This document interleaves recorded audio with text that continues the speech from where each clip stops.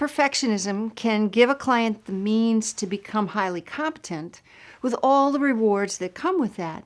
It can also provide a sense of control that might have been missing in their life. But then there's the flip side. Perfectionism and the stress that goes with it can become a huge drag on their health.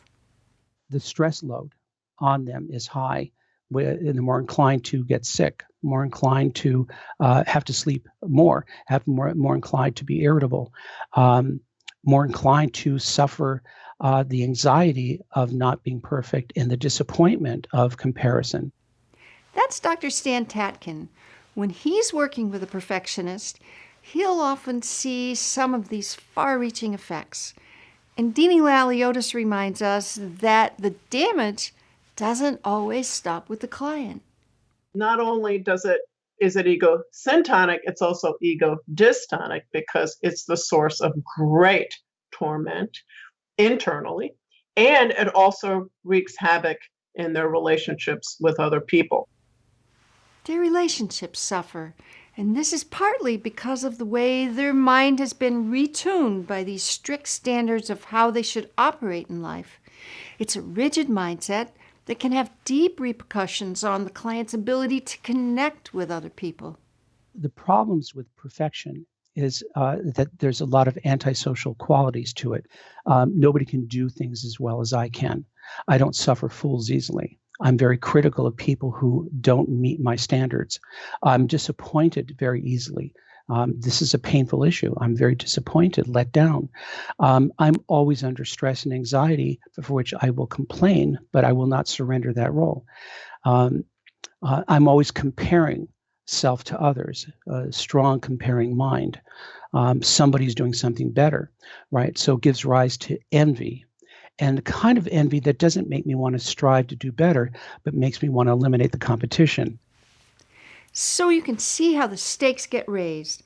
On the one hand, the client has a process, perfectionism, that's helping them to achieve things.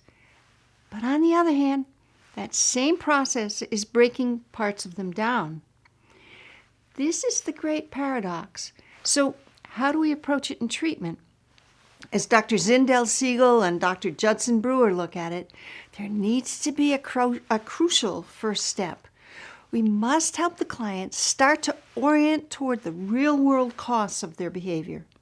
Part of the conversation is really trying to see what is it that they're interested in working with, or how can they see that there may be areas or domains in which the perfectionism is actually working against them. I ask a simple question and have them really explore it, not sometimes cognitively, but more in an embodied fashion, which is, what do I get from this?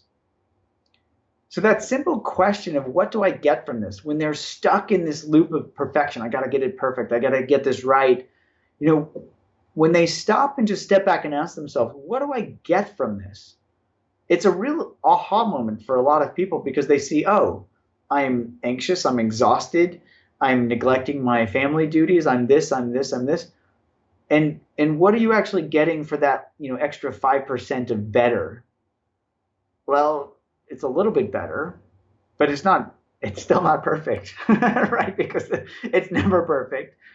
And so in that way, that simple question helps them really dive into and explore experientially what the results are, or from a reward-based learning standpoint, what that relative reward is to their brain.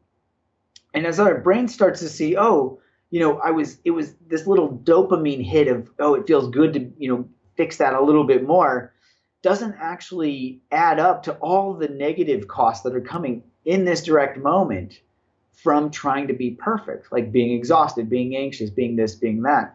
And so that simple question really helps them dive in and see very clearly, what they're getting, which is not that much. And that helps to trigger change.